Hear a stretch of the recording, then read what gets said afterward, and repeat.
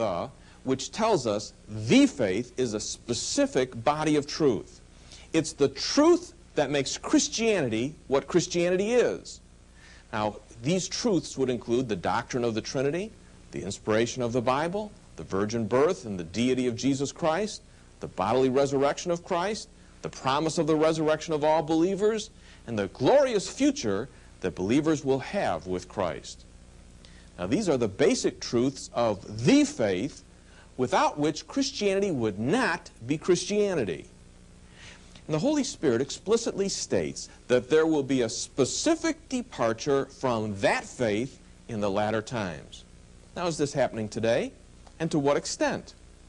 Well, I think you realize there are so-called pastors of churches who continue to minister even though they deny the deity of Jesus Christ, they deny the virgin birth, they deny the inspiration of the Bible, and many other things. In fact, a recent survey of 7,441 Protestant ministers showed that an incredible 51% of Methodist ministers, 35% of Presbyterian ministers, 30% of Episcopalians, and 33% of American Baptist ministers did not believe in the physical resurrection of Jesus from the dead. Yet, they're all still ministers of Christian churches. Now, according to Scripture, this departing from the faith will only get worse as we progress toward the second coming of Christ. Now, that's the first characteristic. There'll be a departure from the faith, and we're seeing that today. The second characteristic that the Bible tells us about the religious beliefs of the people in the last days, as well as the religion of the last days, is that they will be misled by evil spirits. Look at 1 Timothy 4:2. It states, "Some shall not only depart from the faith, but they will give heed to seducing spirits." Now, what in the world are seducing spirits? Well, the word seduce means to lead aside, to mislead, to persuade to do evil or wrong. Now, I can remember when I was studying in graduate school and seminary that when I read this verse, I thought I'd never see the day that a lot of people would be deceived or misled by spirits. But you know, in the last few years, that's exactly what we've seen. And many of our secular guests who have appeared on this program in our debates have talked openly about the information that they've received from spirits. Do you remember our series with Jose Silva, the founder of Silva Mind Control? Well, more than 7 million Americans have now gone through his course, the Silva Mind Control course. And Jose Silva told me during our taping that he got the information for the Silva Mind Control course from spirits. In fact, during his 4-day course, he teaches each person who attends his course how to invite 2 spirit guides into their mind who will always be there to help them. Let me give you another example. A few years ago in Hollywood, on July 25th, 1986, actor Michael York, who starred in the movie Romeo and Juliet, appeared on the Merv Griffin Show. He had his friend Jack Purcell, who channels the spirit Lazarus, with him. Now, Lazarus was able to speak to an audience of millions of people on the Merv Griffin Show. And afterward, Merv Griffin commented, "Many of our top stars are now consulting the entity Lazarus." Why? Because he's a popular spirit guide.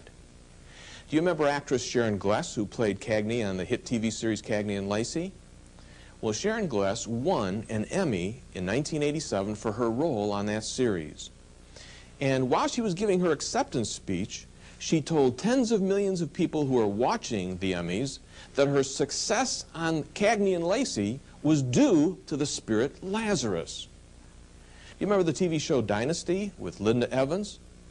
Well, Linda Evans openly admits to following the guidance of another spirit being called Mafu. Joyce DeWitt, formerly of Three's Company, also follows Mafu. Then, of course, there's Shirley MacLaine, whose books have sold now over 5 million copies. Do you remember her miniseries, Out on a Limb? Well, that show sparked an unprecedented interest in contacting spirits. According to the Los Angeles Times newspaper, there are now over 1,000 channelers in Los Angeles alone. Now, what's a channeler? Channelers are mediums, people who allow a spirit to take over their body and then to speak through them. Yet it's not just the Hollywood stars that are following and getting information from the spirits.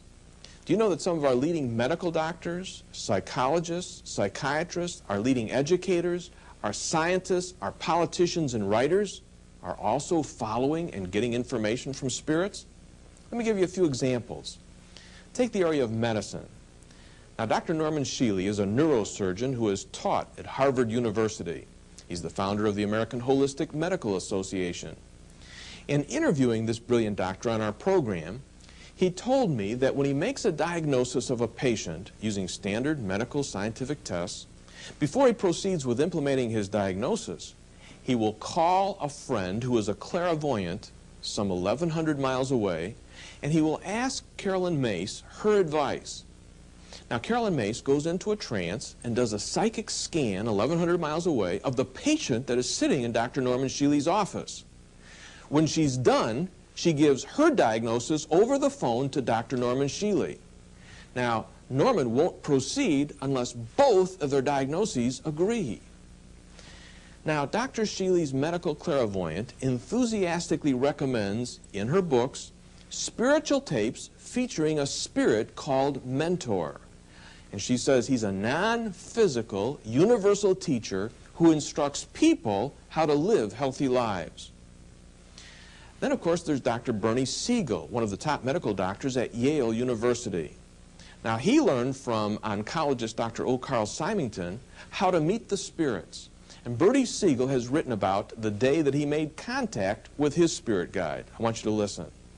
He says, I approached this exercise with all the skepticism one expects from a mechanistic doctor.